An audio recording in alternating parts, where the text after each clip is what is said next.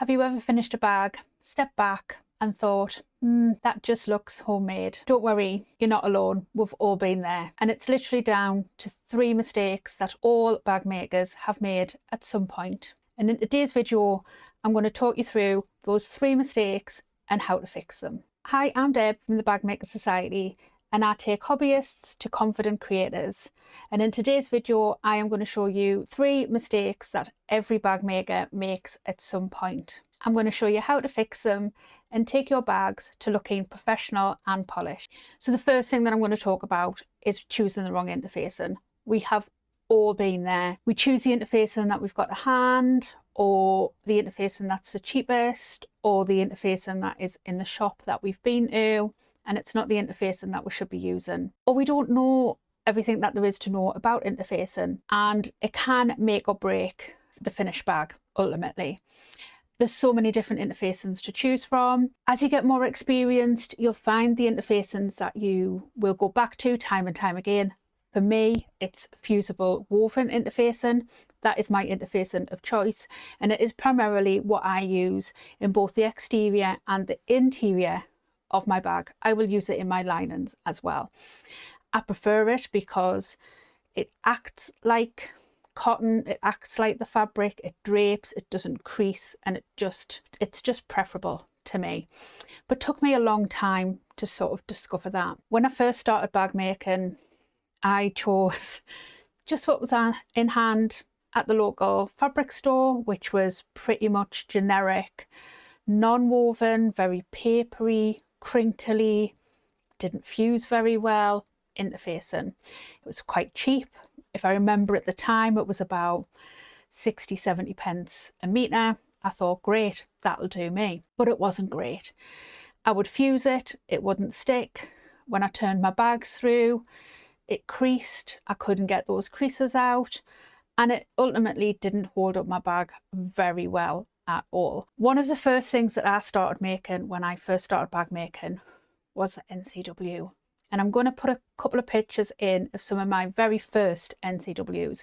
Now, they weren't bad. You know, I'm still extremely proud of them, and they're still in circulation today. People are still using them. But I made these with a lot of non-woven interfacing. I didn't use a lot of stabilisers with them.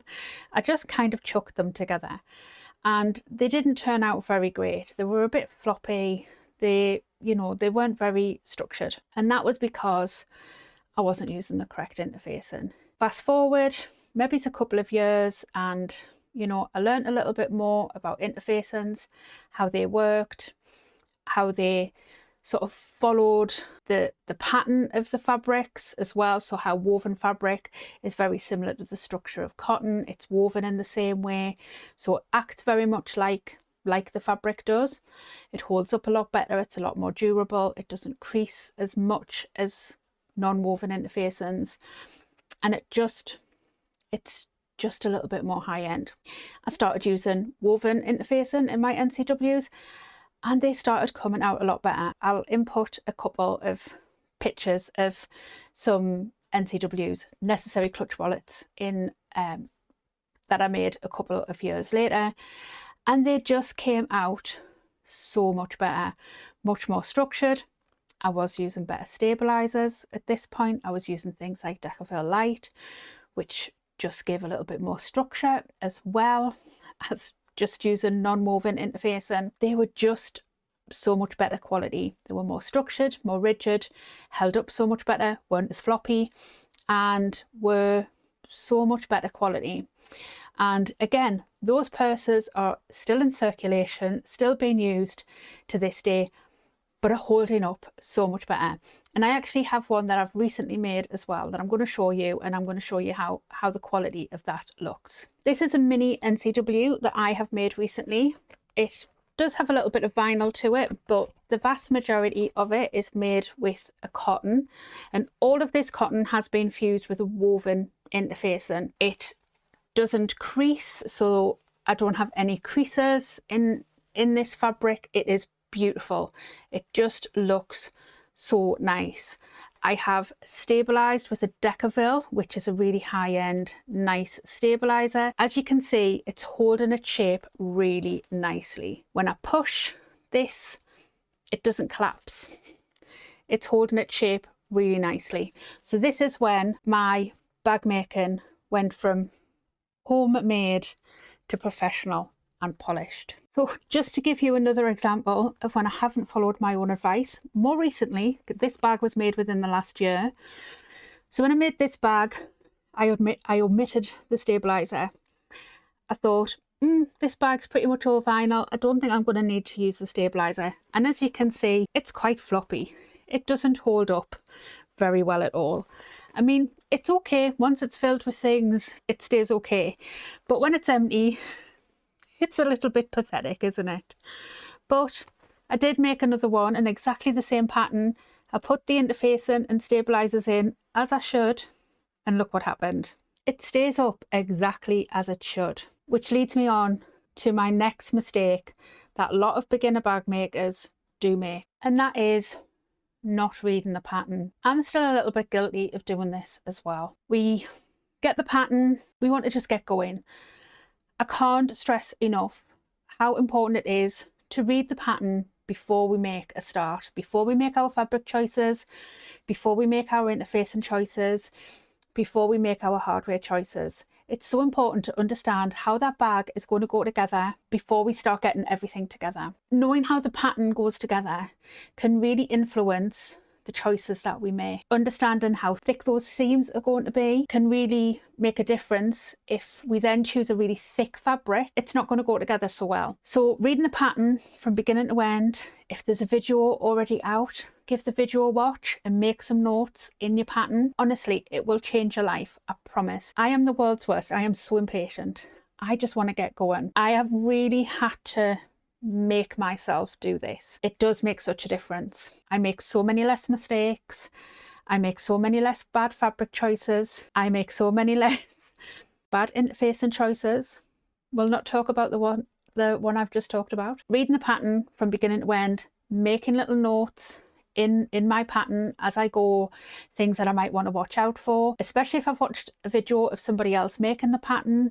I can make little notes in my pattern as I go, things that I know that I might want to watch for, things that I might struggle with. I can write them down so that when I come to that bit, I know I need to do a certain thing at a certain point and I'm not going to come a cropper. Reading the pattern from beginning to end before we even make our first cut of fabric can be a game changer. It can save us from making bad fabric choices, bad interfacing choices, and can really make a difference to our finished bags. And the last thing that I want to talk about is prep. Prep is key. And again, I know it's a little bit boring. I'm not talking about doing things while we're sewing that are going to make a difference to our finished bags. And I'll make other videos in the future about tips and tricks that we can do as we're sewing that can improve our bag making and improve our skills and all of those sorts of things. But I can't emphasize enough how much prep is key. If we do our prep right, the rest is pretty much plain sailing. Making sure that we cut all of our pieces out accurately, making sure that we interface correctly, making sure that we let our interfaced pieces cool before we go ahead and sew. I always mark all of my centers. I always make sure that I make any little marks that the pattern designer has made on the pattern piece.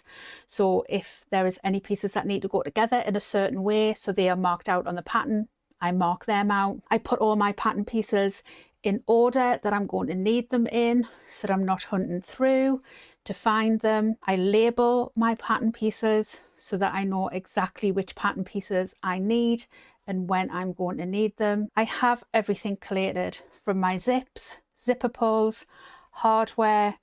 I have everything to hand that I'm going to need when I need it.